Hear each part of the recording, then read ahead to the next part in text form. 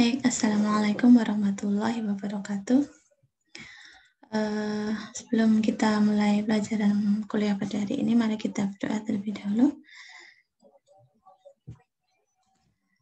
Baik, kita masuk pada pertemuan yang kedua tentang tata laksana diet pada penyakit inflammatory bowel disease, ya, atau penyakit peradangan pada bagian usus.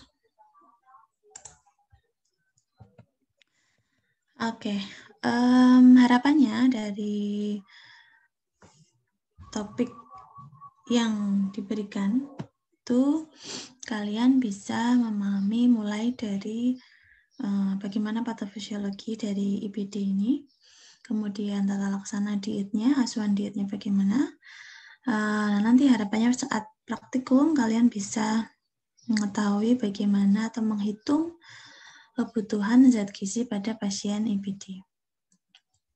Tentu tadi setelah kita mengetahui prinsip-prinsip dietnya, syarat-syarat dietnya, dan permasalahan yang terjadi pada penyakit IBD, itu kan dengan begitu kita bisa tahu kebutuhan zat gizi apa yang paling penting memang diberikan pada pasien IBD. Dan yang paling penting terakhir kita secara komprehensif akan memberikan atau kalian bisa memahami terapi diet pasien tersebut. Oke, masuk pada slide berikutnya. Nah, inflammatory bowel disease ini merupakan suatu kondisi di mana penyakit ini itu bisa terjadi peradangan pada segmen-segmen kolon atau usus, atau juga bisa terjadi pada bagian usus yang di bagian kolon. Jadi kalau yang di bagian segmen-segmen kolon itu biasanya disebut dengan Crohn disease, sedangkan pada usus yang bagian kolon itu biasanya disebut dengan kondisi ulcerative colitis. Nah, kedua hal kondisi ini termasuk atau masuk dalam kondisi inflammatory bowel disease karena memang keduanya mengalami peradangan. Namun memang bedanya di posisi letak peradangannya tadi. Kalau Crohn disease tadi berada di segmen-segmen. Kalau kalian ingat pelajaran anatomi ada bagian usus itu ada ascendant, descendant, gitu ya. Nah, itu adalah nanti kita akan bisa menggambar paham posisi peradangan-peradangan itu. Kemudian sebenarnya kondisi inflammatory bowel disease ini sebenarnya secara penyebab itu masih belum diketahui penyebab pastinya. Hanya saja memang kondisi inflammatory ini masuk dalam penyakit autoimun. Oleh karena itu topik ini saya masukkan dalam mata kuliah dietetik alergi dan kritis. Nah, penyakit autoimun ini memang bisa disebabkan karena faktor genetik, bisa juga karena faktor lingkungan, gitu ya. Jadi segala macam penyakit, baik itu kemarin kita belajar alergi, intoleransi, gitu ya, itu tidak semuanya disebabkan karena faktor genetik atau karena memang orang tuanya memiliki riwayat alergi, tetapi atau memang bisa jadi munculnya alergi yang pembelajaran kemarin itu karena memang faktor lingkungan, faktor kesalahan dari bagaimana dia memberikan, salah satunya memberikan asupan dietnya sejak kecil itu ada sedikit kesalahan sehingga menimbulkan suatu respon dalam tubuh sehingga itu berdampak permanen di usia dewasanya. Akhirnya berdampak ke autoimunnya. Nah, jadi sebenarnya pada prinsipnya penyakit autoimun itu bisa dipengaruhi faktor genetik, itu bisa menjadi faktor resiko atau menjadi peluang yang lebih besar, dan juga bisa disebabkan karena faktor lingkungan. Faktor lingkungan itu tidak hanya dari makanan, tapi juga pola hidup dan faktor-faktor paparan lainnya. Kalau kita dulu pernah belajar tentang timbulnya suatu penyakit, itu bisa disebabkan karena agent, host, dan juga environment. Oke, nah biasanya penyakit inflammatory bowel disease ini memang ditemukannya terjadi pada usia 15 tahun sampai 30 tahun. Nah, untuk gambarannya, inilah kenapa untuk bisa memudahkan dalam memahami kondisi penyakit ini. Yang pertama adalah Crohn disease. Nah, ini peradangannya itu merata, tapi tidak keseluruhan terjadi di seluruh bagian usus, tapi hanya terjadi di bagian-bagian tertentu saja. Seperti ini, misalkan ada di bagian ascendant, kemudian bagian descendant, dan ada sebagian di bagian kolon, atau juga ada di bagian appendix. Jadi nggak semua meradang. Jadi yang bagian merah tua ini, itu yang mengalami peradangan akibat tadi autoimun tadi. Nah, tadi biasanya terjadi di usus kecil atau di usus besar. Nah, bedanya peradangan ini hanya segmen-segmen saja, hanya per segmen, hanya per bagian-bagian, tidak menyeluruh. Hanya per bagian saja yang mengalami peradangan. Kemudian untuk ulcerative colitis itu adalah peradangan yang dimulai dari bagian rektum, gitu ya. Bagian rektum. Nah, berada di bagian rektum dan peradangan ini tuh berada di sini, mulai dari rektum naik sampai ke bagian kolon. Nah, dampak dari peradangan ini atau kondisi dari kalau kita mengalami peradangan ya, baik itu di tubuh bagian luar atau kita bagian tubuh kita ada yang mengalami inflamasi, itu pasti akan berdampak ke beberapa atau munculnya suatu gejala. Nah, ulcerative colitis itu merupakan penyakit kronik dengan inflamasi dan ulcerasi pada mukosa usus besar.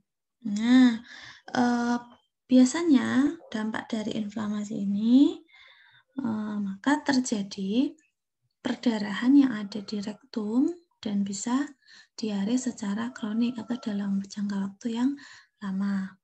Nah, gejalanya itu biasanya fesesnya itu ada darahnya, kemudian biasanya bentuknya lebih cair seperti diare tadi, ada nyeri pada perut atau kram. Bisa juga terjadi anemia tadi ya, karena perdarahan cukup besar, cukup banyak sehingga berdampak pada anemia. Demam juga ada karena sebagai respon dari terjadinya peradangan. Dia akan memberikan akan muncul demam apabila dalam tubuhnya mengalami infeksi atau peradangan. Atau juga stomatitis atau peradangan pada bagian usus, dan pasti kalau sudah berurusan dengan saluran pencernaan maka berkaitan dengan malnutrisi. Kenapa? Karena tugasnya usus itu adalah menyerap sari-sari makanan yang sudah dicerna. Sehingga kalau ada permasalahan di dalam bagian atau salah satu dari saluran pencernaan bisa diakibatkan, bisa berdampak pada gangguan penyerapan sari-sari makanan ke dalam sel-sel tubuhnya, nggak bisa terserap, sehingga berdampak pada kondisi malnutrisi. Oke.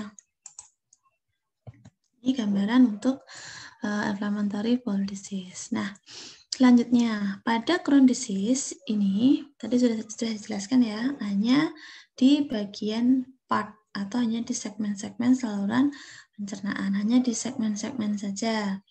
Ya, tapi kalau ulceratif itu biasanya terjadi di kolon yang dimulai dari rektum kemudian meradang sampai di bagian kolon.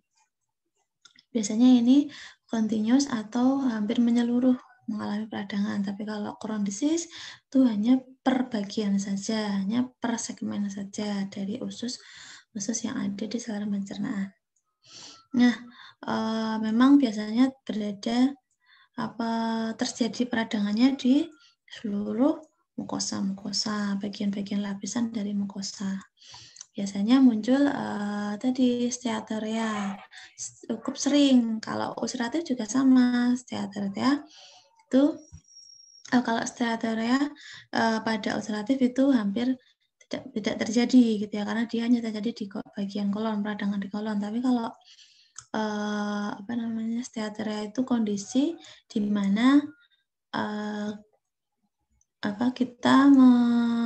kondisi pada feses ya, kondisi pada fesesnya itu ada lemak yang tidak bisa diserap oleh tubuh sehingga dibuang bersama feses, tapi fesesnya tidak murni langsung bentuk diare gitu ya, tapi dia ada semacam minyak-minyak gitu, lemak-lemak yang terjadi saat kita BAB. Jadi ini steatera itu kondisi saat feses dikeluarkan bersama dengan lemak, karena lemak tadi tidak bisa diserap oleh usus sehingga dibuang saja di fesesnya.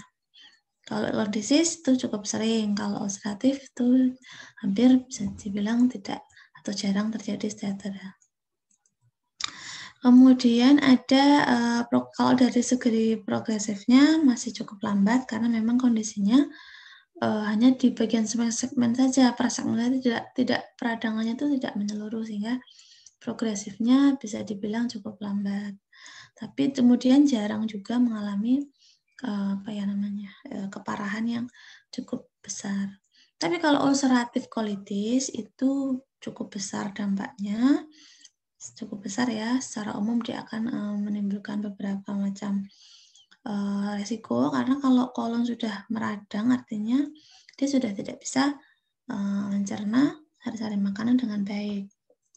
Sudah berarti akan berdampak terhadap penyerapan sari-sari makanan. Nah, sehingga kemungkinan biasanya kalau ulceratif colitis ini tindakannya adalah dengan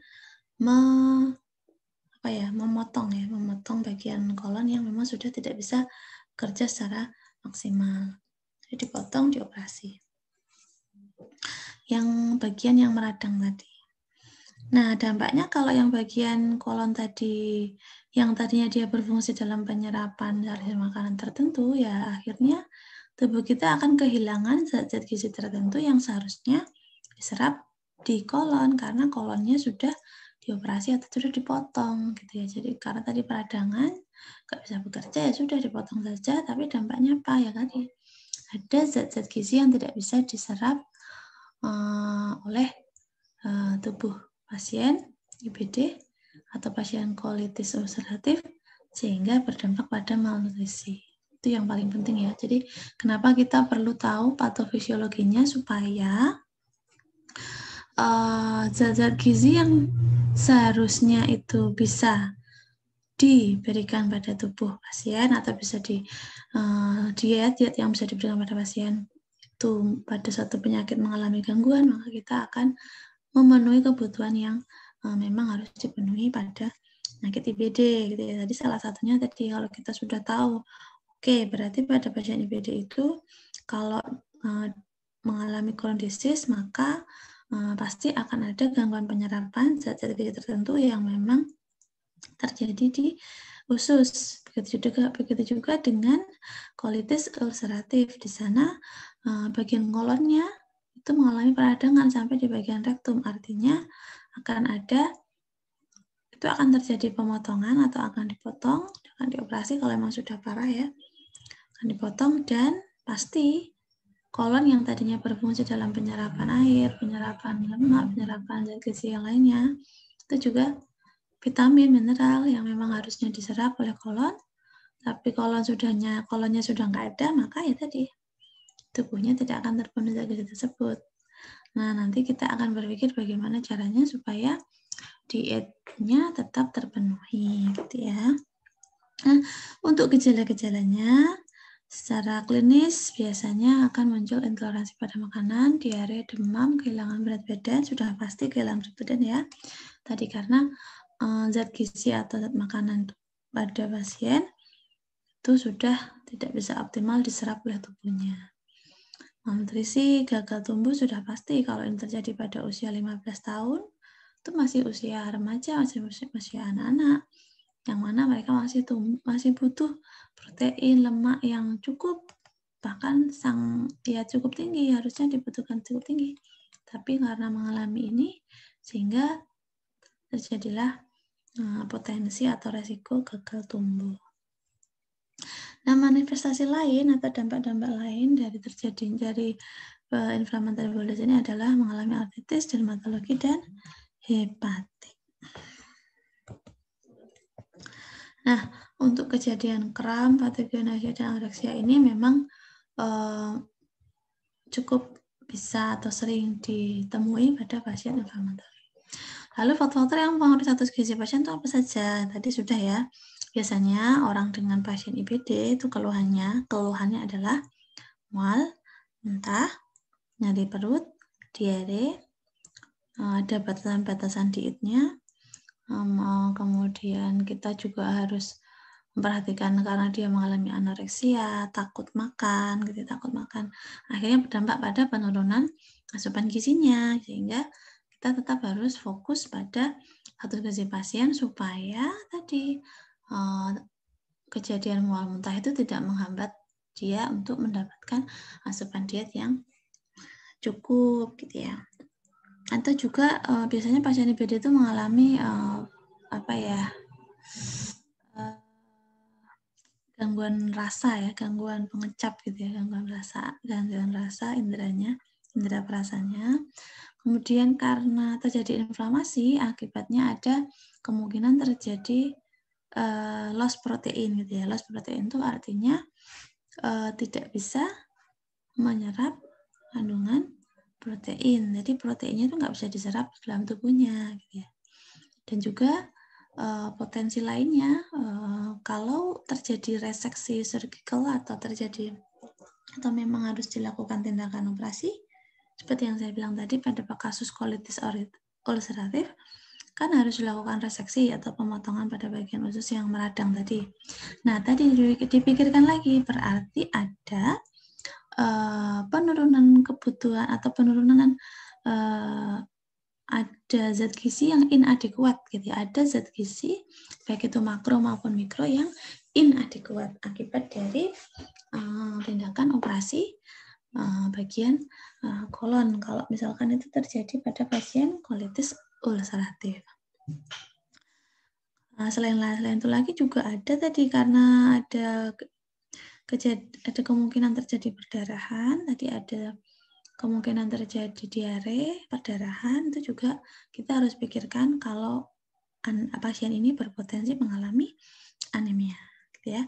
Jadi perhatikan apabila terjadi kehilangan banyak darah atau perdarahan, itu juga harus pertimbangan, oke, berarti pasien ini harus butuh Fe atau vitamin C. Kemudian apabila terjadi gangguan atau peningkatan kebutuhan proteinnya cukup tinggi karena pasien ini baru saja mengalami operasi kolon, kalau kolonnya harus dioperasi, harus dipotong, maka dia butuh protein yang tinggi untuk pemulihan supaya cepat sembuh gitu ya, supaya ada pemulihan dari sel-sel tubuhnya untuk kembali membaik gitu ya, supaya lukanya segera menutup. Itu juga kita perlu protein yang cukup. Dan juga kita harus perhatikan tadi ya, saya ingat lagi, mual dan muntah itu bagaimana kita berkaitan dengan membuat prinsip pemberian dietnya. Jadi prinsip pemberian diet itu perlu kita perhatikan, perlu kita susun dengan melihat gejala-gejalanya. Ada mual, ada muntah, dan nyeri perut dan diare. Berarti ada penurunan nafsu makan sehingga berdampak pada malnutrisi ya. Itu yang bisa kita jelaskan. Oke, masuk ke patofisiologi. Pada dasarnya apabila suatu usus ya, baik itu usus kecil atau usus besar, itu terjadi kerusakan pada sel-selnya, maka akan berpotensi terjadi malabsorpsi, ulcerasi atau struktur gitu ya.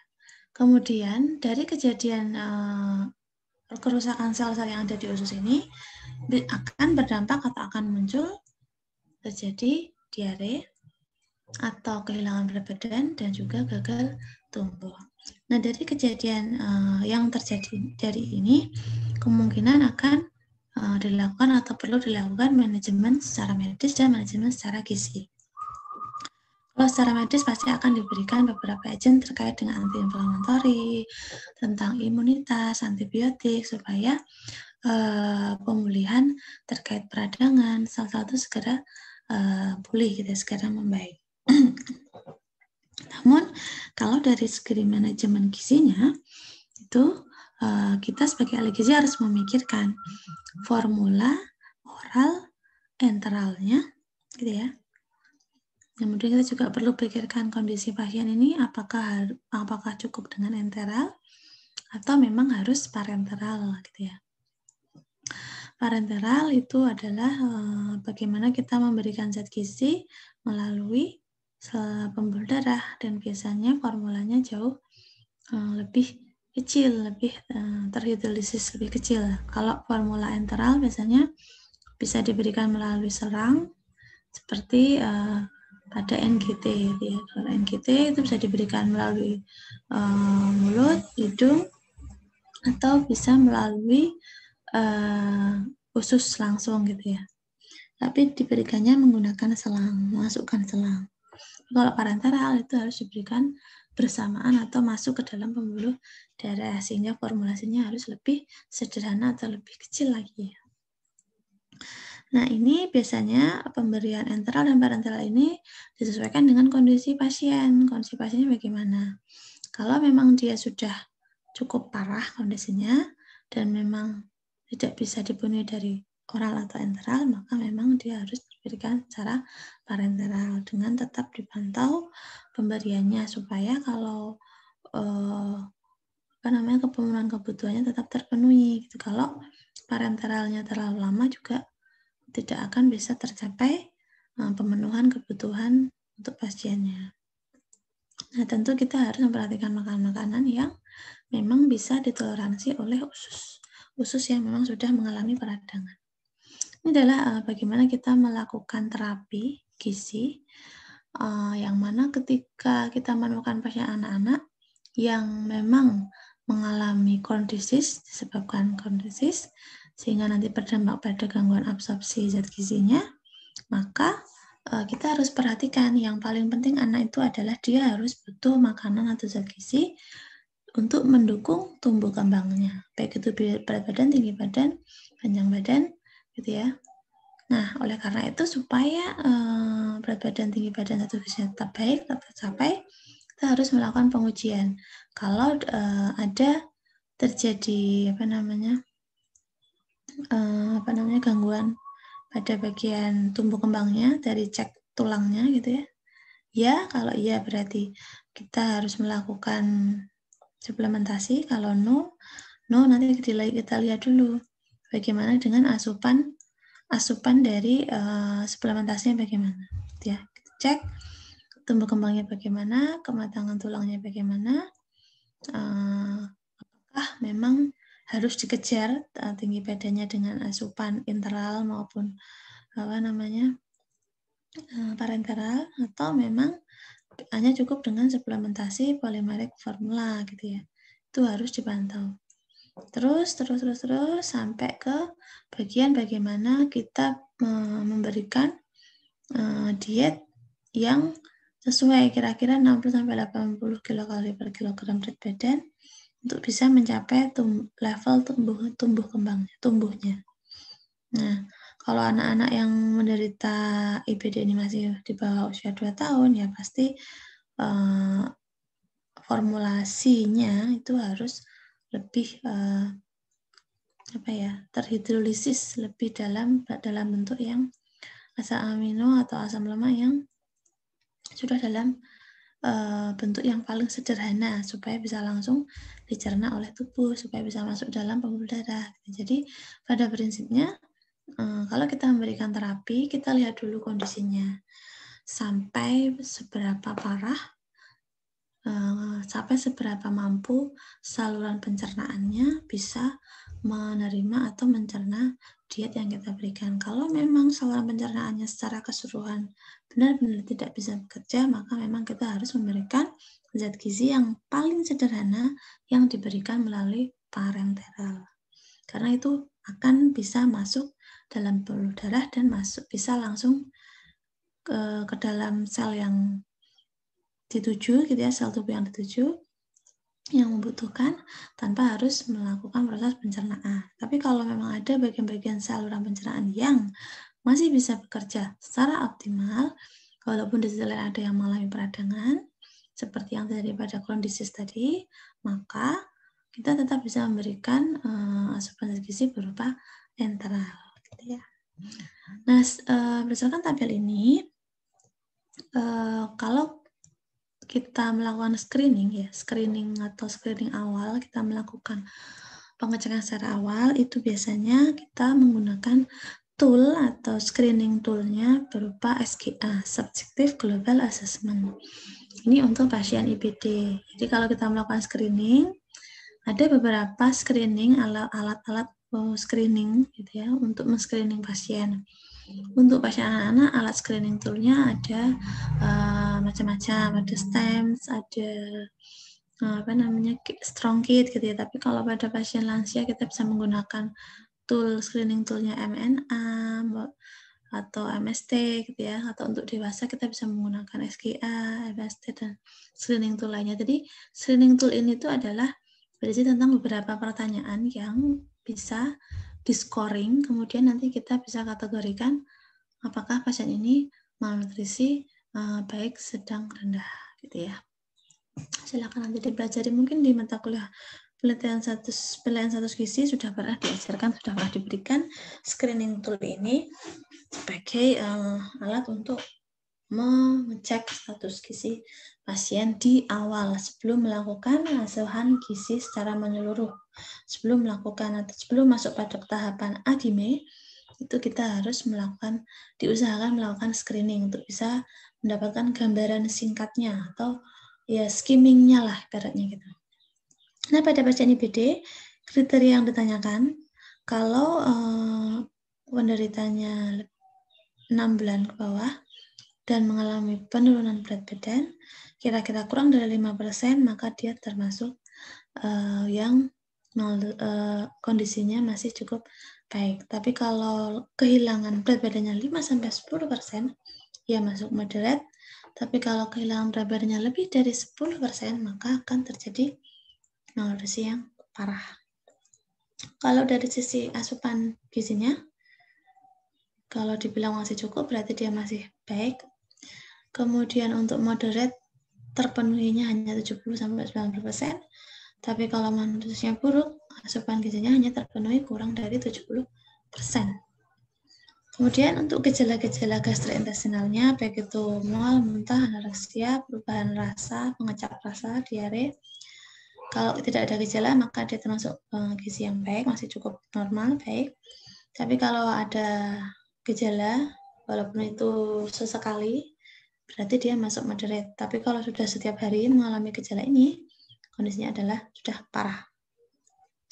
Nah, kapasitas fungsional tubuhnya apakah normal, apakah sudah berkurang, atau memang sudah parah, atau benar-benar bedridden, benar-benar tidak bisa bekerja total.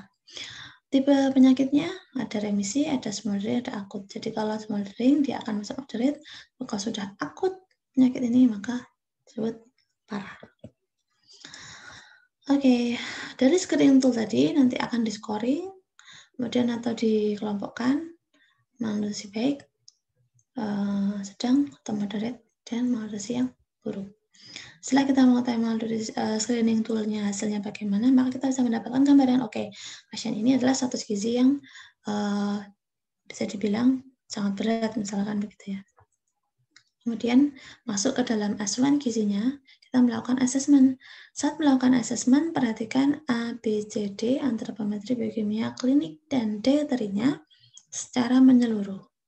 Dari situ kita bisa menentukan tadi ya antropometri. Dari segi antropometri kita bisa menghitung apakah status gizinya itu, kalau yang BMI-nya atau berat badannya itu kurang dari 15, maka kita bisa mengalihkan 36 sampai 45 kg per berat badan. Tapi kalau BMI-nya 15 sampai 19 kg per meter persegi, maka kita mengalihkannya 31 sampai 35 kilokalori per kilogram berat badannya. Begitu seterusnya, sesuai dengan BMI. Ini adalah anjuran yang diberikan menurut anjuran dari ini ya, nutrisi support gastrointestinal, yang mana untuk menentukan kebutuhan energi perhitungannya disesuaikan dengan kondisi BMI-nya. BMI-nya atau berat badan per tinggi badan kuadratnya, supaya kita bisa tahu kebutuhan energinya itu sebenarnya berapa. Kebutuhan proteinnya meningkat karena adanya protein loss tadi, kan, karena ususnya mengalami peradangan. Usus yang mengalami peradangan itu artinya ada sel-sel dari usus yang harus memperbaiki diri karena mengalami peradangan ya. Jadi proses perbaikan diri dari sel-sel itu kita butuh protein karena yang protein adalah berfungsi sebagai zat pembangun, zat yang memperbaiki sel-sel dalam tubuh kita. Sehingga kita butuh protein karena terjadi protein loss tadi. Kebutuhan proteinnya meningkat, jadi terjadi katabolisme, pemecahan dari protein karena terjadi infeksi gitu ya. Dan perlu penyembuhan sehingga orang-orang yang mengalami kondisi ini biasanya kebutuhan proteinnya bisa dibilang tinggi. Namun kita perhatikan lagi kalau ada pasien IBD obes kita harus menggunakan berat badan idealnya dulu baru nanti dikalikan kebutuhan proteinnya. Nah, kalau untuk pasien yang tidak ada gangguan ginjal bisa menggunakan ini dikalikan berat badan idealnya. Tapi kalau dia tidak obes maka dia menggunakan berat badan yang aktual. Kemudian IBD Nutritional Management. Ini adalah manajemen gizi pada IBD yang mengalami kondisi akut atau hanya dalam kondisi kurang dari 6 bulan. Biasanya kita akan memberikan diet rendah sisa supaya kita bisa mengurangi frekuensi dari diarenya. Kita bisa memberikan rendah serat untuk mencegah absorpsi atau nyeri-nyeri dalam usus ya, karena memang kalau makanan tinggi serat itu membuat kerja ususnya kan lebih berat, sehingga kita harus mengurangi kerja usus, mengurangi absorpsi usus dengan memberikan rendah serat. Nah, bagaimana tujuan kita tadi? Kalau ususnya benar-benar sudah tidak bisa optimal mencerna makanan-makanan tinggi serat, makanan-makanan tinggi protein, tinggi lemak, maka kita perlu mengistirahatkan usus dengan cara memberikan nutrisi parenteral. Nutrisi parenteral ini adalah nutrisi yang diberikan dalam bentuk yang paling sederhana dan diberikan masuk melalui pembuluh darah sehingga langsung bisa masuk ke dalam sel-sel yang membutuhkan, tidak perlu dicerna lagi oleh usus. Nah, kenapa harus diberikan porsi kecil dan sering tadi? Karena ada gejala mual, muntah, dan anoreksia dan lain-lainnya tadi. Nah, suplemen ini juga terdapat pada malabsorpsi. Jika terdapat malabsorpsi pada usus tadi ya, ususnya ada peradangan, kemudian ada malabsorpsi, tidak bisa menyerap, malabsorpsi tidak bisa menyerap zat gizi, maka perlu suplemen MCT ini. Ya, hampir sama, tapi bentuknya oral. Tapi kalau untuk manajemen pasien IBD dalam kondisi yang kronik, kita harus memberikan protein tinggi tetap, tinggi kalori juga harus, tinggi protein harus, dan kita harus memonitor seratnya. Tidak boleh berlebihan atau tinggi serat itu nggak boleh. Pada kronik ya, karena kondisi ususnya benar-benar sudah sangat parah, sudah sangat lama mengalami penderita IBD. Artinya ususnya sudah tidak bisa optimal mencerna makanan, sehingga jangan sekali-kali memberikan makanan yang tinggi serat. Kemudian kita tetap harus memonitor vitamin mineralnya, zat besi, kalsium, selenium, folat, tiamin, riboflavin, peridoksim, vitamin B12, zinc, magnesium, vitamin A, D, E. Kenapa? Ya tadi, karena di dalam usus itu sebenarnya ada beberapa zat gizi yang harus diserap oleh usus ya. Vitamin mineral itu juga diserap oleh usus. Ada juga kita kenapa harus memperhatikan ini? Karena tadi loh gejala-gejalanya, tanda klinisnya itu mengalami diare atau mengalami perdarahan atau yang mengalami tadi mual, muntah, gangguan penyerapan di beberapa bagian usus, sehingga tidak semua zat gizi itu bisa tercerna, sehingga kita harus memantau kebutuhan ini dari hasil lab apakah memang sudah terpenuhi atau belum. Nah, untuk resiko defisiensi sudah saya jelaskan. Artinya pasien dengan IBD itu rekomendasinya ada di sini ya, bagian paling kanan itu oral, untuk yang oral ya.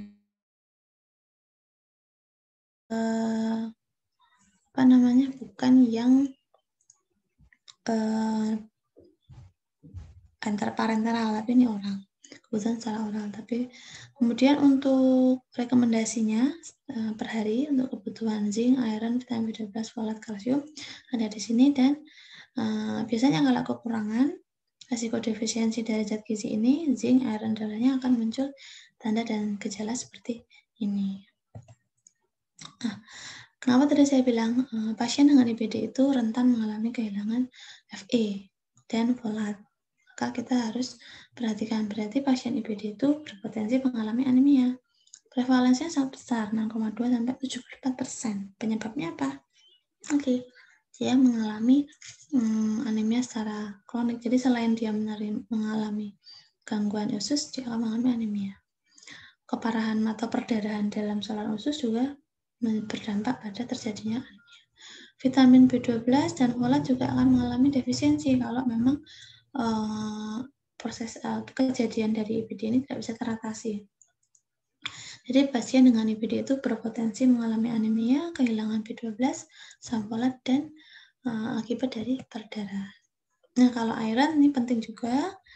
Tadi karena banyak darah yang keluar, perdarahan sering terjadi pada pasien ulcerative colitis, maka terjadi anemia defisiensi besi, dan kejadian ini akan sulit dikoreksi hanya dengan terapi diet saja. Maka perlu suplemen zat besi, tentu dengan vitamin C supaya bisa meningkatkan bioavailabilitas. Sehingga kalau kita memberikan asupan suplemen zat besi, jangan lupa diberikan suplemen vitamin C juga. Ini adalah contoh-contohnya. Kalau yang oral seperti ini, kalau yang parenteral menggunakan ini. Itu kalau mengalami anemia defisiensi besi. Atau kalau sudah parah anemianya, ya harus transfusi darah.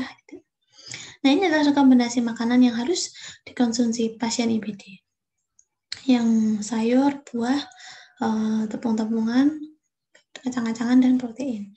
Ini makanan yang dianjurkan dan ini adalah makanan yang harus dicegah. Nanti dibaca sendiri.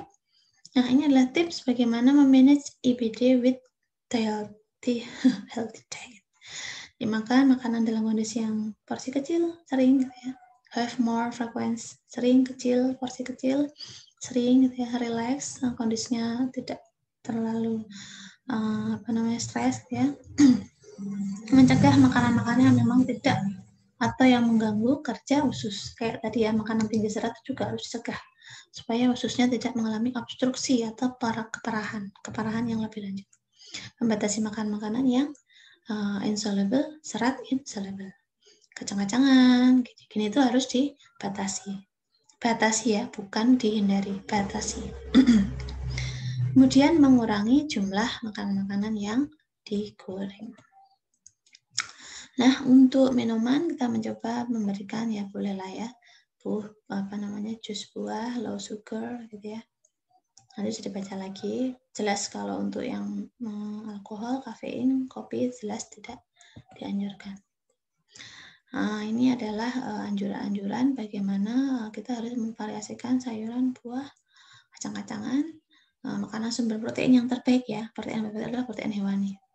Dan cukup kalsium. Tadi kalau kita melihat ada pasien IBD dengan usia remaja, anak-anak tentu masih butuh kalsium. Sehingga untuk mendukung tadi tumbuh kembangnya, kita harus memaintain supaya tetap tercapai.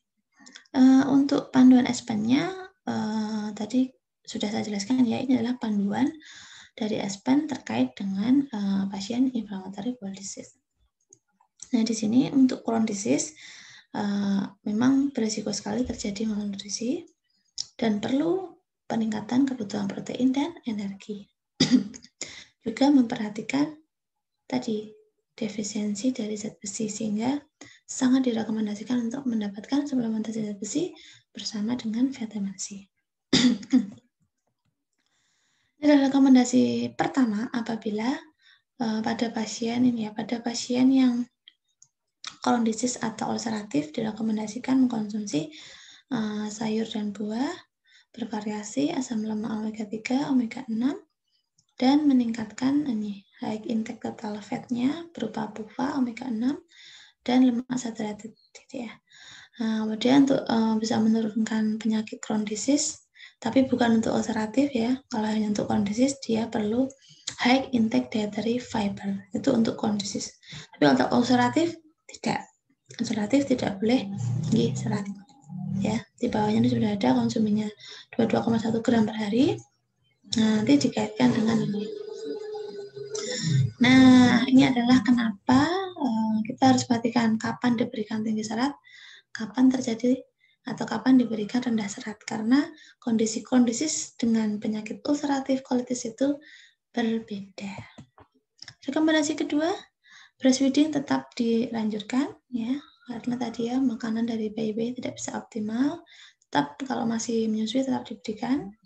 Kemudian untuk pasien IBD itu beresiko terjadi malnutrisi, sehingga kita harus perhatikan tadi kebutuhan energinya, kebutuhan proteinnya ya. Untuk dewasa cukup harus mencapai ini ya, 1,2-1,5 kali kilogram berat badan.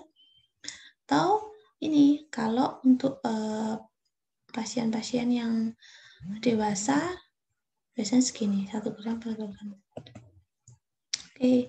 Nah, kembali selanjutnya tadi ya anemia defisiensi itu berpotensi terjadi pada pasien IBD, baik itu core disease atau yang ulcerative colitis, sehingga itu perlu diperhatikan.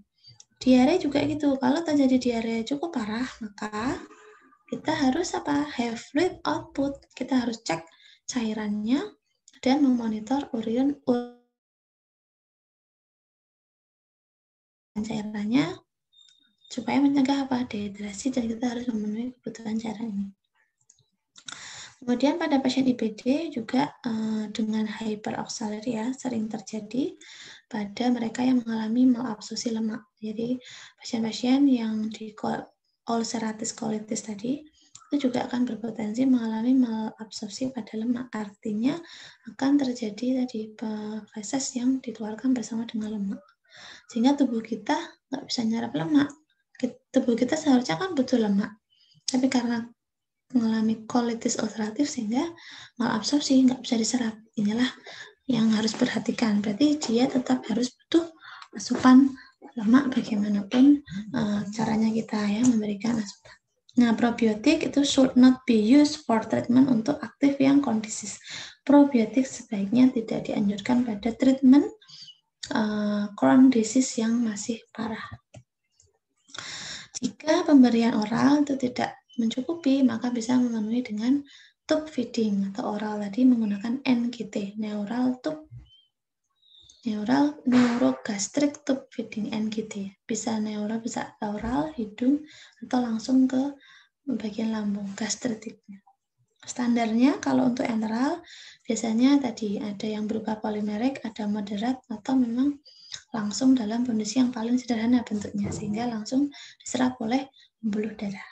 Nah, kalau ada yang oral, ya tadi saya bilang dia harus diberikan secara perioperatif atau diberikan secara bertahap. Jangan terlalu lama mengkonsumsi dalam bentuk enteral, karena memang tidak dianjurkan terlalu lama diberikan itu, supaya karena takutnya nanti jadi tetap kurang asupannya. Begitu normal food intake. Untuk pasien yang sudah dioperasi juga harus diperhatikan ya, tinggi protein, tinggi kalori, tapi juga pemberiannya harus benar-benar diperhatikan kondisi dari ususnya tadi supaya tidak memperberat kerja ususnya.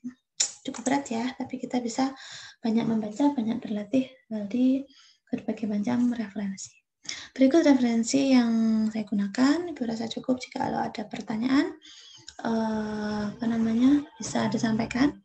Jangan lupa nanti ada post test yang saya buka di e-learning, dan juga absensi juga tanya jawab. Alhamdulillah, terima kasih. Wassalamualaikum warahmatullahi wabarakatuh.